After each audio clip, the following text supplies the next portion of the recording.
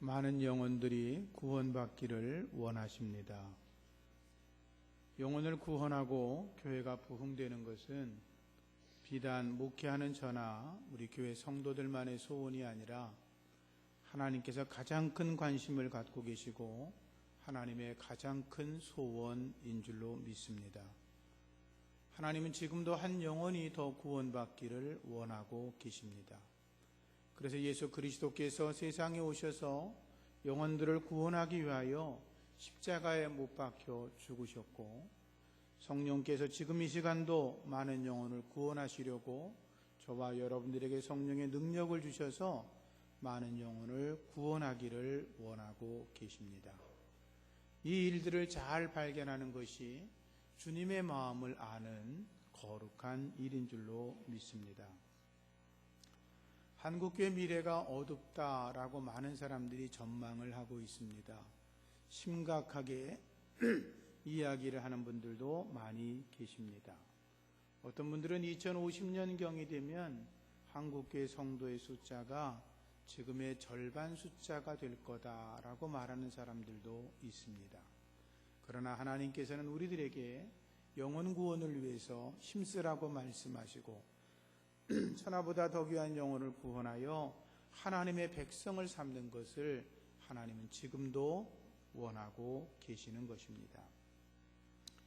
오늘 하나님의 말씀의 제목을 주님의 마음을 아는 교회라고 제가 말씀을 정하였습니다. 오늘 예수님께서 승천하시면서 제자들에게 말씀하셨습니다. 예루살렘을 떠나지 마라. 내가 너희들에게 약속한 것, 아버지께서 약속하신 것을 기다려라. 그리고 너희가 성령으로 세례를 받으라 라고 이렇게 말씀을 하셨습니다. 그런데 제자들은 예수님의 말씀을 듣고 나서도 뭐라고 지금 예수님에게 질문을 하는가 하면, 예수님, 주님께서 이스라엘 나라를 회복하실 때가 지금입니까? 라고 물어보았다는 것입니다. 예수님께서 하신 말씀에 대해서 제자들은 아무런 관심이 없었습니다. 예수님께서 너희들 성령 받아라 라고 말씀했지만 제자들은 성령 받는 것에 대한 관심은 전혀 없었고, 그들은 오직 주님, 우리나라가 독립되는 날, 해방되는 날이 언제입니까? 라고 물었다라고 하는 것입니다. 예수님은 제자들의 질문에 대해서 별로 중요하게 생각하지 않으셨습니다. 예수님 다시 말씀하시기를 때와 기한은 아버지께서 자기 권한에 두신 것이다. 그리고 이것은 너희들이 알려고 할 이유가 없다. 오직 너희가 알아야 될 것은 성령을 받고 권능을 받아서 예루살렘과 온 유다와 사마리아와 땅끝까지 이르러서 내 증인이 되는 것이라고 예수님께서 아주 명확하게 말씀을 하셨습니다. 이 말씀을 보면 예수님의 생각과 제자들의 생각은 전혀 달랐다고 하는 것입니다. 예수님이 지금 하시는 말씀은 너희가 내 제자가 되려면, 그리고 내가 너희들에게 정말로 원하는 것은 너희가 성령을 받고 그리고 하나님이 약속하신 그 성령의 능력을 받아서 땅끝까지 가서 복음을 전하는 전도자, 선교사가 되라 라고 말씀을 하셨는데, 제자들은 주님, 우린 그런 거에 관심이 없고요, 이 나라가 언제 회복이 되는지, 이 나라가 언제 독립이 되는지, 그리고 해방된 나라에서 우리들이 어떤 자리에 앉아서 영화를 누릴 것인지 그것에 관심이 있으니 가르쳐 달라는 것이었던 것입니다. 예수님의 생각과 제자들의 생각이 전혀 달랐다는 거죠. 이 말씀을 묵상하다가 저도 그럴 수 있다고 생각을 했습니다. 주님은 저에게 또는 여러분들에게 너희가 성령 충만을 받고 복음을 전하는, 그리고 복음을 들고 어느 곳에 가든지 예수를 전하라고 말씀하시는데, 우리들은 이렇게 말할 수 있죠. 하나님, 그게 아니고요, 지금 너무나 먹고 살기 어려운데 먹을 거 해결해 주시고 마실 거 해결해 주시고 내 자식 문제 해결해 주시고 우리의 삶의 모든 문제가 언제 해결되는 겁니까? 라고 우리가 묻고 있을 수 있다는 거죠. 예수님의 생각과 제자들의 생각이 너무나 달랐다라고 하는 것입니다. 그런데 이런 이야기들은 복음서를 보면 끊임없이 나타나고 있습니다. 예수님께서 공생의 사역을 하시면서 한 1년 4개월쯤 지나셔서 12명의 제자들을 세우셨습니다. 그리고 그들을 10달 동안 열심히 훈련시키신 뒤에 예수님이 제자들을 가이사랴 빌립보로 데려가셔서 물었습니다. 사람들이 나를 누구라고 하더냐? 그러니까 제자들이 워낙 귀에 드는 소문이 빠르니까 이야기합니다. 예수님을 세례 요한이라 그럽니다. 엘리야라 그럽니다. 예레미야라 그럽니다. 선지자 중에 한 분이라고 이야기합니다. 그래서 예수님이 다시 물었습니다. 그러면 너희들은 나를 누구라고 하느냐? 그때 베드로가 성령의 감동을 받습니다. 주님은 그리스도이십니다. 살아계신 하나님의 아들이십니다. 예수님이 그 고백을 듣고 아주 행복해 하셨습니다. 그리고 베드로를 축복하시지요. 바요나 시몬아, 내가 복이 있다. 이것을 알게 한 것은 너의 혈육이 아니라 하늘에 계신 내 아버지다. 내가 고백한 그 반석 위에 내 교회를 세우리니 음부의 권세가 이기지 못할 거다라고 말씀을 하셨습니다. 그리고 나서 예수님께서 제자들에게 그런데 내가 너희들에게 특별히 할 말이 있는데 내가 그리스도라고 하는 것을 누구에게도 이야기하지 마라 라고 말씀하셨습니다. 당신의 때가 아직 이르지 않았다는 거죠. 그런데 예수님께서 베드로가 주님은 그리스도이십니다. 살아계신 하나님의 아들이십니다. 라고 고백을 한 그 뒤부터 예수님이 그 전에 전혀 하지 않았던 말씀을 하기 시작하십니다. 그것은 뭐냐 하면 이것입니다. 내가 예루살렘에 올라가면 내가 붙잡힐 거다. 내가 죽을 거다. 그러나 내가 사흘 만에 다시 살아날 것이다. 라고 말씀을 하셨습니다. 그런데 성경을 잘 보면 베드로가 그 말을 듣고 깜짝 놀랍니다. 화가 났습니다. 분했습니다. 그래서 그 베드로가 예수님을 조용히 데려갑니다. 한편으로 데려가서 베드로가 뭐라고 하냐 하면 성경에 보면 그가 예수님에게 항변했다라고 되어 있습니다. 항변했다는 건 따졌다는 겁니다. 꾸짖었다는 겁니다. 베드로가 감히 하나님의 아들 예수 그리스도에게, 베드로가 감히 자기의 스승 예수님에게 따졌다는 거예요. 절대로 그런 일이 있으면 안 됩니다. 어떻게 예수님이 십자가에 달려 죽습니까? 어떻게 당신이 죽습니까? 우리가 당신을 따라갈 때에 재산을 다 내려놓고 내 사업도 내려놓고 돈 버는 거 다 때려치고 당신을 따라왔는데 고작 한다는 말이 죽는다는 말입니까? 안 됩니다. 라고 따졌다는 것입니다. 심하게 표현하면 멱살 잡고 얘기했을 수도 있다는 것입니다. 예수님이 그 말을 듣고 단호하게 말씀하십니다. 사탄아, 내 뒤로 물러가라. 너는 나를 넘어지게 하는 자구나. 내가 하나님의 일을 생각하지 아니하고 사람의 일을 생각한다라고 말씀을 하셨습니다. 예수님은 지금 하나님의 일을 이야기하고 있는데 베드로는 사람의 생각을 하고 있었던 것입니다. 예수님은 십자가와 구원을 이야기하고 있는데 베드로는 내가 어떻게 하면 더 높은 자리에 영광을 얻을 수 있는가? 그것에 대해서 말하고 있었다는 것입니다. 예수님께서 베드로와 야고보와 요한을 데리고 변화산에 올라가셨습니다. 거기 엘리야와 모세가 나타났습니다. 그리고 예수님과 그 모세 엘리야의 몸이 너무나 환한 광채처럼 빛나기 시작했습니다. 예수님은 그들과 이야기하는데 별세에 대해서 말씀하셨습니다. 이 별세라는 말은 출애굽시킨다, 그런 말입니다. 이스라엘 백성들을 애굽에서 건져내서 이스라엘 백성을 구원한 것처럼 예수님께서 내가 십자가에 달려 죽어서 온 인류를 구원할 것이라고 하는 이야기를 지금 모세와 엘리야와 말씀하고 있었던 것입니다. 그런데 성경 보면 베드로가 그 광경을 보고 이렇게 말합니다. 예수님, 여기다가 초막 3개를 지으면 좋겠습니다. 하나는 예수님 위해서, 하나는 모세를 위해서, 하나는 엘리야를 위해서 지어놓고 여기서 평생 살면 좋겠습니다. 성경은 이렇게 말합니다. 그는 자기가 무슨 말을 했는지 알지 못했다.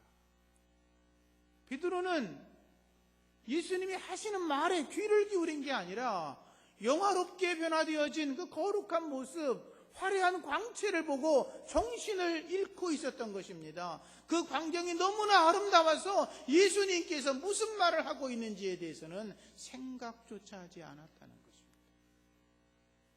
어떤 사람이 화려한 예배당을 구경하러 올 수 있습니다. 가끔 요즘은 덜 오시지만 예배당을 짓고 얼마 안 되니까 처음에는 많은 분들이 예배당을 구경하러 오셨습니다.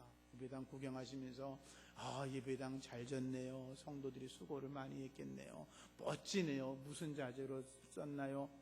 무슨 의미가 있습니까? 많은 사람들이 교회를 찾아올 때 그럴 수 있습니다. 많은 사람들이 찾아와서 교회 어떤 축제에 참석을 하고 화려한 빛과 조명과 그리고 여러 가지 환상적인 것을 보고 갈 수 있습니다. 그런데 그 속에 예수 그리스도의 말씀을 듣지 않았다면 아무런 의미가 없는 것입니다. 하나님의 거룩함의 은혜가 여러분 안에 있기를 축복합니다. 잠시 후에 하늘에서 음성이 들렸습니다. 이는 사랑하는 내 아들, 내가 택한 자니 너는 저의 말을 들으라 라고 하는 것이었습니다. 하나님께서 베드로에게 들려 하신 말씀이 뭐냐 하면 너는 저의 말, 예수님의 말을 들으라고 하는 것이었습니다. 눈에 보여지는 현상을 보는 게 아니라 예수 그리스도께서 무슨 말씀을 하고 있는지 그 말씀을 내가 들어야 된다라고 하는 것입니다.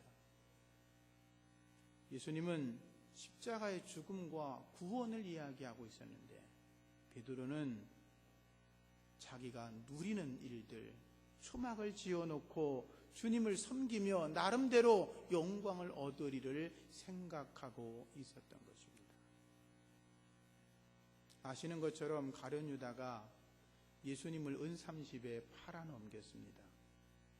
그도 열심히 주님을 따라가던 사람이었습니다. 주님의 말을 듣고 음성을 듣던 사람이었습니다. 그런데 가룟 유다가 예수님을 가만히 놓고 생각해 보니까 예수님이 하는 말과 예수님이 하는 행동과 예수님이 앞으로 할 일을 가만히 미루어 짐작해 보니까 자기 생각하고 맞지 않았던 것입니다. 그래서 그는 예수를 팔아버린 것입니다. 내가 예수를 따라다닌 것으로 계산하면 은 30 정도는 내가 벌어야 돼 라고 생각한 거죠. 예수를 팔아넘겼습니다. 팔아넘기고 나니까 잘못했다는 걸 알고 후회했습니다. 제사장에게 가서 은 30을 돌려주며 예수를 풀어달라고 했지만 그들은 말합니다. 너의 죄는 네가 지불해라. 우리하고 상관이 없다라고 말했습니다. 가룟 유다는 은 30을 집어던지고 스스로 목매어 죽고 말았습니다. 가룟 유다는 예수님을 가장 옆에서 섬기던 자였지만 예수님을 날마다 따라다니면서 사랑받던 자였지만 그는 주님의 마음을 잃지 못했던 것입니다. 저나 여러분들이 예수님을 잘 섬긴다고 나오고 있습니다. 저는 설교자로 목사로 여러분은 예배자로 섬기는 자로 주님을 함께 예배하고 있는데 우리가 이 자리에 있으면서도 하나님의 마음을 잃지 못한다면 우리는 베드로나 유다처럼 실패하는 신앙을 가질 수밖에 없는 것입니다. 주님의 마음을 잘 읽어가는 우리가 되기를 부탁을 드립니다. 예수님께서 십자가에 달리시기 전에 겟세마네 동산에서 고뇌의 기도를 하신 적이 있습니다. 얼마나 힘들고 어려우셨으면, 십자가를 향하여 나가는 길이 얼마나 힘들었으면 예수님은 땀에 핏방울이 섞여 나올 정도로 기도하셨다고 성경은 기록합니다. 아버지, 할 수만 있으면 이 잔을 내게서 피하게 하여 주시옵소서라고 절규하며 기도했습니다. 성경에 돌을 던지면 닿을 만한 자리에 베드로와 야고보와 요한을 두고 기도하셨다고 하니까 힘껏 던져봐야 저 뒤쪽에 앉아있는 정도밖에 더 가겠습니까? 예수님의 절규의 기도 소리가 들렸다면 아마 여러분 같으면 아무리 힘들어도 허벅지를 꼬집더라도 그 밤을 함께 기도는 못할지라도 깨어있으려고 노력을 했을 겁니다. 그렇지 않습니까? 누군가 기도하는데 절규하고 애통하고 죽음 앞에서 두려운 마음을 가지고 사명을 감당하러 기도하는데 어느 누가 그 기도 소리를 듣고 뭐 나 몰라라 하겠습니까? 그런데 베드로나 야고보나 요한은 그 소리를 들으면서도 잠을 잤다는 것입니다. 예수님께서 찾아와 그들에게 두드리며 말씀합니다. 이제 일어나 이놈들아, 시험에 들지 않게 깨어있어 기도해야 된다고 말씀하셨습니다. 그런데 그건 들을 때뿐이었고 그들은 예수님 몰라서 그러죠. 어제 저희가 얼마나 힘들었는 줄 알아요? 그저께 우리가 얼마나 힘들었는 줄 알아요? 우린 힘들어 죽겠어요. 기도는 당신이 할 거지 내가 할 일입니까? 그들은 그냥 자빠져 잤다는 거죠. 주님은 너무나 힘드셔서 그래도 12명 중에 3명만이라도 자기의 기도를 도와주고 중보해 주기를 바랬지만 제자들은 전혀 그렇지 않았다라고 하는 것입니다. 앞서 말씀드렸지만 우리도 그럴 수 있습니다. 예수님은 십자가와 구원, 영혼을 구원하고 전도하는 걸 말씀하는데 우리는 여전히 먹고 마시고 입고 즐기는 일 때문에 주님 앞에 요구하고 있을 수도 있다는 거죠. 예수님의 제자들이 주님의 마음을 잘 읽지 못했던 이유는 여러 가지가 있겠지만 가장 큰 것은 그들이 성령 받지 않았기 때문입니다. 그래서 오늘 예수님이 승천하시면서 너희가 이제 내가 마지막으로 너희들에게 말할 것은 너희가 예루살렘을 떠나지 말고 그리고 기도하라는 것입니다.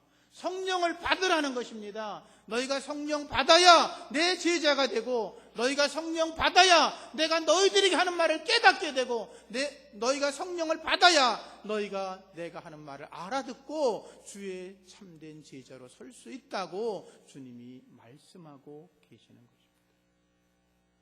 하나님의 성령을 받으시기를 축복합니다. 주님의 마음을 잃지 못하고 언제나 청개구리처럼 자기 잘난 짓만 하던 제자들이 마지막 주님의 승천하시는 말씀을 듣고 마가의 다락방으로 발걸음을 옮겼습니다. 그런데 성경을 보면 주님의 승천을 보았던 사람은 500여 형제가 되었는데 마가의 다락방에서 마지막까지 기도하다가 바람 같은 성령, 불 같은 성령을 받은 사람은 120명에 불과했습니다. 380명이 사라졌다는 거죠. 예수님이 마지막으로 간곡하게 말씀하셨는데도 4분의 3이나 되는 사람들은 예수님의 말에 대해서 관심조차 없었다는 거예요. 예수님 그렇게 말씀하셔? 내 생각하고 틀리네. 내가 잘못 믿었네. 내가 바라는 걸 들어주지 않네. 그들은 떠나버렸다는 것입니다. 그리고 그나마 주님을 더 사랑했던 사람들, 그래도 내가 잘못했구나 라고 생각하고 주님의 마음을 귀 기울여 드렸던 120명의 사람만이 성령을 받게 되었다는 것입니다. 예수님 말씀을 들어도 은혜 받지 못하고 예수님 말씀 듣고도 구원받지 못하고 예수님 말씀 듣고도 회개하지 않고 예수님 말씀 듣고도 순종하지 않던 사람들이 예수님 당시에 훨씬 더 많았습니다. 어쩌면 마지막 120명 외의 모든 사람들은 주님을 다 떠나갔던 사람들이었습니다. 그런데 오늘 혹시라도 제 설교를 듣고 은혜 받는 사람들이 한 분이라도 계시다면 저는 그게 기적이라고 생각합니다. 매주일마다 수많은 사람들이 교회를 찾습니다. 그들이 하나님을 예배합니다. 목사의 설교를 듣습니다.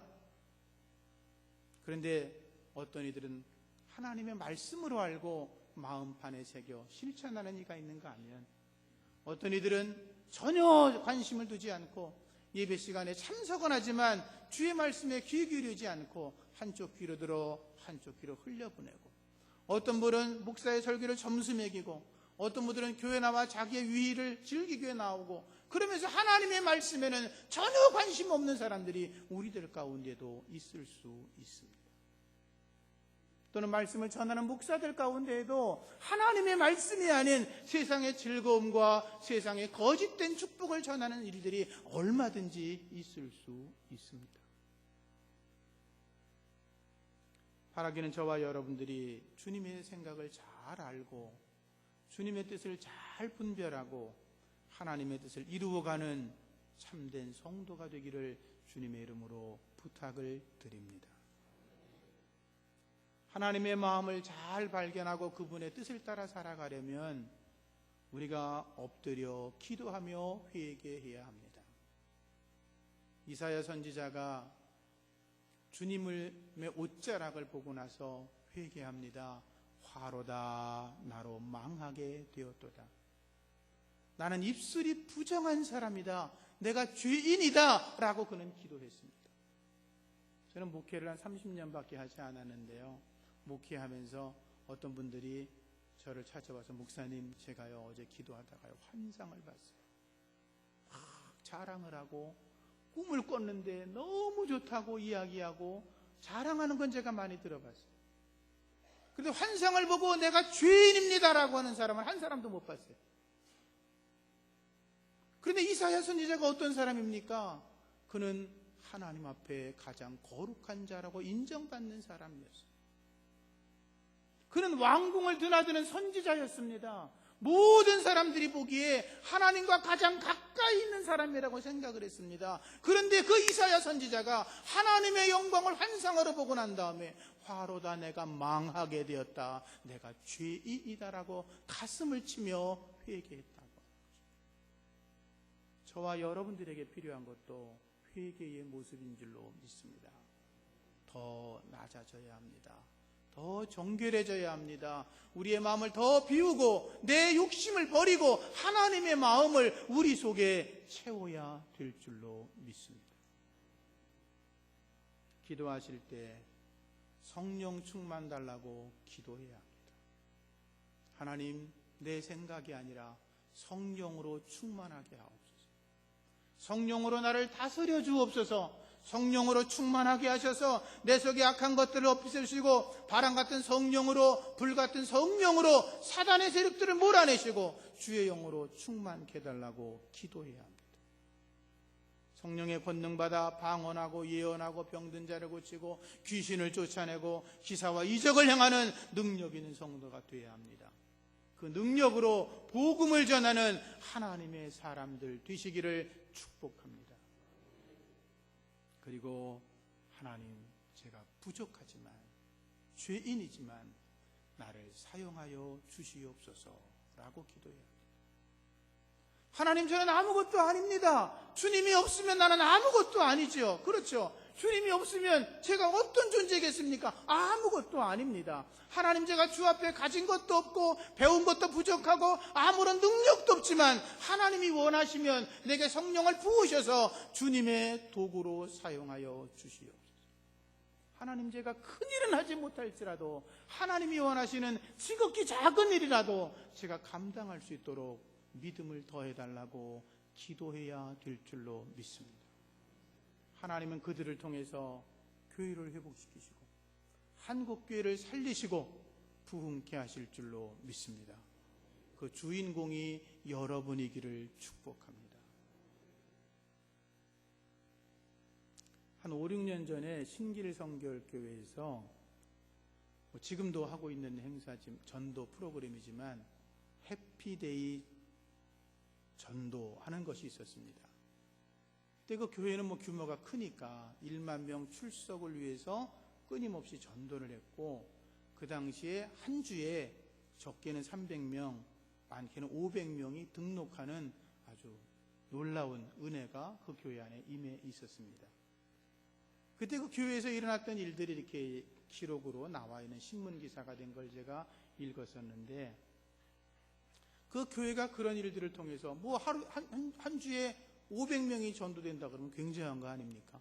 근데 그 교회 안에 그 물꼬를 틀었던 사람들이 그 신길 성결교회 장로님들이었다고 그렇게 기록이 되어 있었습니다. 원로 장로님들하고 시무 장로님들 30여 명이 매 주일마다 4개의 그룹으로 나누어서 신길역, 대방역, 그리고 성혜병원, 대신시장 그 4군데를 다니면서 노방전도를 계속했다고 그럽니다. 비가 오나 눈이 오나 전도 행군을 걸은 적이 없다 그럽니다. 뜨거워도 추워도 매주일 하기를 2년 동안이나 했다 그럽니다. 그러면서 장로님들이 솔선수범하면서 교회 일찍 나오셔서 먼저 기도하시고, 그리고 주차 봉사하시고, 짐을 옮겨주시고, 교회를 청소해 주시고, 이렇게 장로님들이 2년을 하니까 성도들이 그 모습을 보고 감동을 받기 시작했습니다.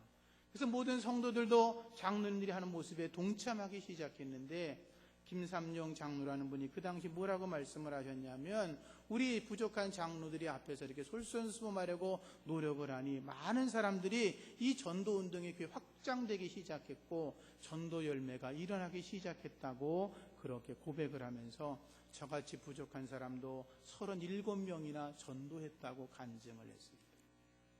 여자 권사님들이 함께 열심히 수고하고 앞장서 집사님들이 수고하면서 차를 나눠주고 빈대떡을 붙여주고 부침개를 붙이면서 전도를 하기 시작하니까 믿음이 연약한 분들도 동참하다 보니까 열심히 함께 전도하게 되었고, 황태순이라는 권사님은 연세가 제법 되시는 분인데 그분은 나도 10명을 전도해서 등록을 시켰다고 간증을 했습니다. 하나님의 은혜 안에서 하나님이 기뻐하시는 마음이 무엇인지를 그들은 발견했던 것입니다. 하나님의 나라를 위해서 우리가 먹고 마시고 즐기는 것이 먼저가 아니라 하나님의 나라와 의를 위한 것, 예수님이 세상에 오신 이유가 정말로 십자가의 죽음과 구원이라고 하는 사실을 명백하게 다시 한번 발견하고, 그들은 그동안도 수많은 주님 앞에 충성을 했지만 남은 시간 더 주 앞에 충성하면서 헌신해 보려고 나아갔을 때 그 교회가 놀랍게 부흥되기 시작했고, 그리고 지금 아름다운 성전도 짓고 더 큰 일을 감당하고 있는 줄로 믿습니다.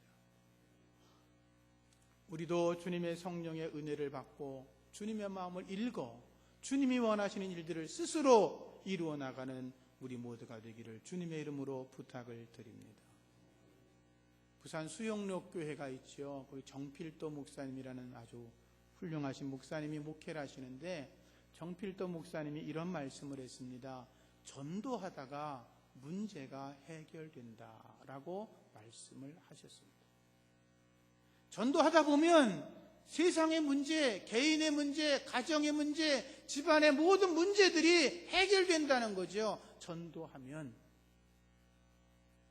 예수님의 말씀은 하나님의 나라와 그의 의를 위하면 이 모든 것을 더하여 주시리라 그러지 않았습니까? 시편 37편 4절 말씀 보면 너희가 여호와를 기뻐하라 그리하면 그가 너의 소원을 이루어 주시리라 그랬거든요. 하나님을 기쁘시게 하는 게 무엇입니까? 하나님이 가장 즐거워하는 게 무엇입니까? 그건 우리가 복음을 전하는 것입니다. 말씀을 전하는 겁니다. 전도하는 것입니다. 그 일에 우리가 기쁨으로 나서면 하나님께서 우리의 소원도 더 아름답게 이루실 줄로 믿습니다. 요즘 TV 프로에 진짜 사나이라는 프로가 있더군요. 가끔 이렇게 몇 번 보았는데요. 그 프로를 보면 강인한 우리 군인들 이야기를 우리 시청자들 입맛에 맞게 잘 만들어서 아주 흥미있게 만든 프로그램이죠. 근데 그 프로그램을 가만히 보다 보면 그런 생각이 듭니다. 강한 군대, 강력한 군대는